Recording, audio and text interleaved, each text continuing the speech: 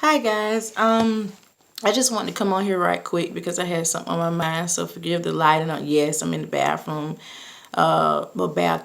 excuse me, or whatever the case may be. But I just wanted to say this why it was on my heart. During this holiday season, a lot of people deal with a lot of grief and a lot of loss in their lives.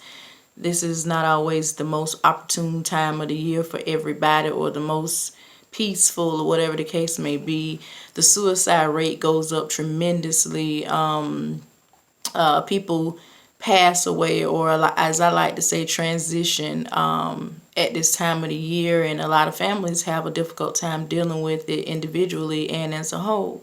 So I just kind of wanted to come on here and talk about, do what makes you feel good. Take time and breathe and relax. That's what I'm planning on doing. But at the same time, in doing what makes you feel good, be careful not to do anything that makes you feel good, because it will set you back. And you don't want to get set back to a place where you got to start over spiritually, or, you know, basically almost like get some stuff straight with God later, if that makes sense. So what I'm saying is, do what makes you feel good, but do what keeps you in right standing at the same time. Because sometimes when you're hurting this bad, or you're dealing with stuff that is really ripping you to the core, you have a tendency to want to justify that, if that makes sense, or you feel like I almost have the right to do whatever I want to do as far as making myself feel good, excuse me. So whatever that means to you, and that could be drinking a little too much, or smoking, or drinking period when you don't drink, smoking when you don't smoke, just to numb that pain. Because when you're dealing with this kind of pain, such as myself, like what I'm referring to, me personally, for those of you that don't know, and a lot of you do, I lost both my children over the summer, both my boys, the same day at the same time, in Myrtle Beach, South Carolina, on July 6th. And it's just now 6 months in for me and my family. So that's hard. And sometimes I feel like I may have the right to indulge in little things that I normally or wouldn't typically want to indulge in. And I know that that's the enemy that plays with my mind, or plays a big part in that. That's not my feeling. So at this time, what I'm saying to you is, you can't trust your feelings. They will lie to you. They'll have you going further than you want to stay, or keeping you longer than you want to stay, and taking you further than you want to go. Because usually when you give the enemy room to drive, he never plays fair. He never drives right in your life. He always takes over, and he'll drop you off and leave you in a isolated place alone with the mess to clean up. So, do what makes you feel good and encourages you, and get around a group of people, whether it be family or friends, that is encouraging in your life, that speaks life into your spirit. And I'm saying this now, but it can be 30 minutes later to an hour where I will feel totally different. That's because my emotions can have a tendency of being all over the place right now. To tell you the truth, I'm a believer. Yes, I'm a Christian, but I have moments, and no offense to anybody with this mental disease, where this situation has me in a state of mind, or in a place of being, where I feel like I don't know what it's like to be bipolar, but I know that what I'm feeling is two different things. It's like two different people. So it'll have you in that state of mind of feeling like, maybe I need medication. Am I bipolar? What's going on? I don't know. So no offense to you if you battle this. It's not funny at all. I'm just trying to give you, give you an idea of the severity of this. So, just be careful.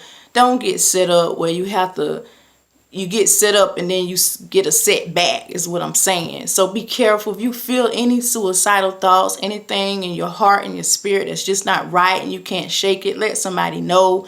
That's what I do. I scream it from the hilltops. Or thank God now for our group, Hello Again. If you hadn't checked that out, go to Facebook. So our public Hello Again Facebook page for parents out there that have lost children. And we've all created a community. It's a platform for parents to go on there and, talk about where they are, how they're feeling, and everything else. And it's a great community. I would recommend it, not because I created it or is a group that I'm involved in. It's because it's true.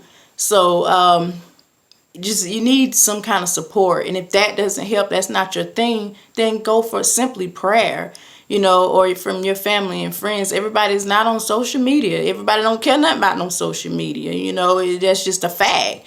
Everybody don't be involved in things like that. So I just wanted to kind of put that out there. Do what makes you feel good, but not something that you're gonna need another program to go to because you did too much of what make you feel good. I can't get it out. I'm sorry.